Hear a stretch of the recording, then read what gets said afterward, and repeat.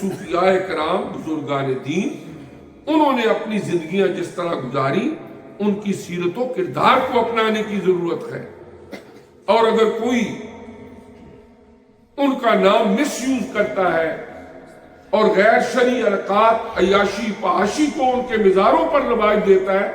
تو بحیثیت مسلمان ہمیں اس کو کنڈم کرنا چاہیے، اس کی مذمت کرنی چاہیے، اور اس کے ذمہ دار وہ لوگ ہیں جن کی وہاں پر انتظام و انصرام کرنے کی بنیادی طور پر ذمہ داری، یہ ان کا کام ہے کہ وہاں پر مزارات جو بزرگان دین کے ہیں کہ جنہوں نے اپنی ساری زندگی اللہ تبارک و تعالی کی یاد کے اندر گزار کے اور اس کے دین کی خدمت کے اندر گزار کے دنیا سے گئے، اللہ نے ان کی محبت اور الفت عقیدت کو لوگوں کے دلوں میں ڈال دیا، آج قبروں کے اندر ان کی روحوں کو تکلیف نہ پہنچائے۔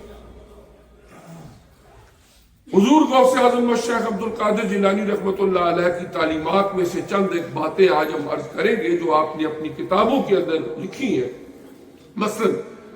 آپ فرماتے ہیں کہ حضور غوث اعظم رحمۃ اللہ تعالی علیہ کہ سب سے پہلے تم فقہ سیکھو، جو طریقہ کار ہے شریعت کا، فقہ، نماز، روزہ، زکوٰۃ، حج، آپ خود فقہ حنبلی کے مقلد تھے، فرمایا اس کے بعد خلوت نشین ہو۔ باجت الاسرار میں آپ فرماتے ہیں پہلے علم سیکھو، اس کے بعد خلوت نشینی اختیار کرو، کہ اگر آپ خلوت نشین ہو گئے، تھوڑے دن کسی نے ذکر اذکار سکھا دیا، اس کے بعد کسی کمرے میں اپنے آپ کو بند کر دیا، میں چلا کر رہا ہوں، اس کے بعد پیر بن گیا، اور اس کے بعد لوگوں کو طویل داغا شروع کر دیا، اب کیا ہے جی کہ یہ بڑے پیر ہیں۔ لیکن حضور غوث اعظم رحمۃ اللہ علیہ کی تعلیمات یہ نہیں ہے۔ آپ کیا فرماتے ہیں؟ آپ فرماتے ہیں پہلے علم سیکھو، جب تم علم سیکھ چکو اس کے بعد اگر آپ خلوت نشینی کے طور پر کچھ وقت کے لیے، جیسے ہم اعتکاف بیٹھتے ہیں، یہ بھی تو ایک خلوت نشینی ہے کہ 10 دن کے لیے، چند دنوں کے لیے آپ دنیا کے آلات سے تعلق ہو کر کس جگہ بیٹھ کے اپنے من کو جگمگاتے ہیں، اپنے ذکر اذکار میں مصروف رہتے ہیں، اپنی روحانی بالیدگی کے لیے، تزکیہ نفس کے لیے وہاں پر خلوت نشینی کرتے ہیں، اس میں کوئی حرج کی بات نہیں ہے، لیکن جو حقوق العباد ہے وہ متاثر نہ ہو۔ وہ کیسے کہ مثال کے طور پر ایک آدمی شادی شدہ ہے، اس کی بیوی ہے، اس کے بچے، وہ گھر میں بھوکے ہیں، وہ کام کاج کچھ نہیں کرتا اور وہ خلوت نشین ہو گیا ہے، تو شریعت اسلامیہ کے لحاظ سے یہ گناہ ہے،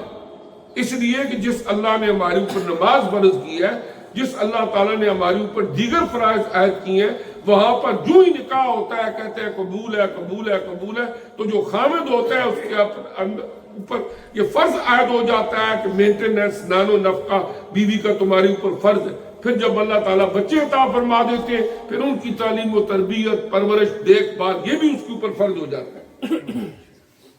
اس طرح یہ ہے کہ پہلے علم سیکھو، اس کے بعد اگر کچھ وقت ملتا ہے آپ اللہ اللہ کرو، خلوت نشینی بھی اختیار کر لو، لیکن اس کے اندر حقوق العباد جو ہے وہ متاثر نہیں ہونے چاہیے۔ فرمایا کہ کوئی آدمی بھی جو جاہل ہے، اس کو شریعت کے بنیادی مسائل کا علم بھی نہیں ہے، فرمایا وہ بغیر اس ضروری علم کے جتنا فرمایا اپنے آپ کو سنوارنے کی کوشش کرے گا،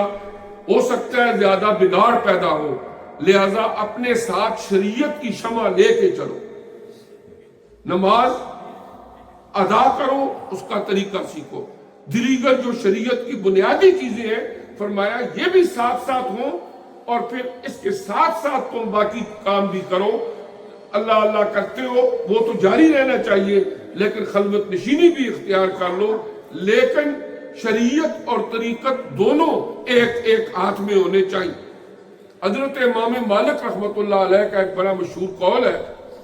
شیخ عبدالحق محدث دہلوی رحمۃ اللہ علیہ نے اشیاۃ اللمعات شرح مشکات شریف، ان کی مشہور مشکات شریف کی شرح ہے،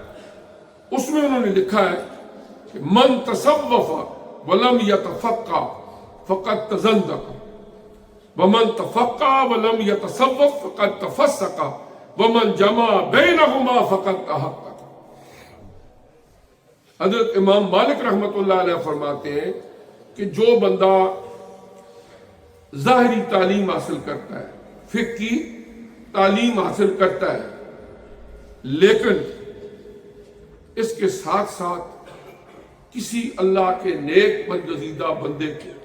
ساتھ منسلک ہو کے اپنا تزکیہ نفس تطہیر باطن نہیں کرتا،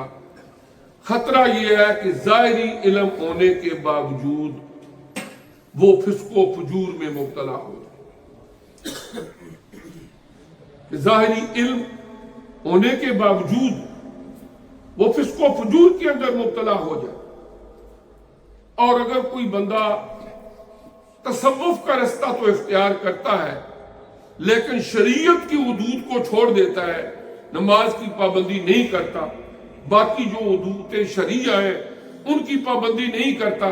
بس وہ کہتا ہے میں چلے کاٹ رہا ہوں، فرمایا خطرہ یہ ہے کہ دنیا سے بے دین ہو کے نہ جائے،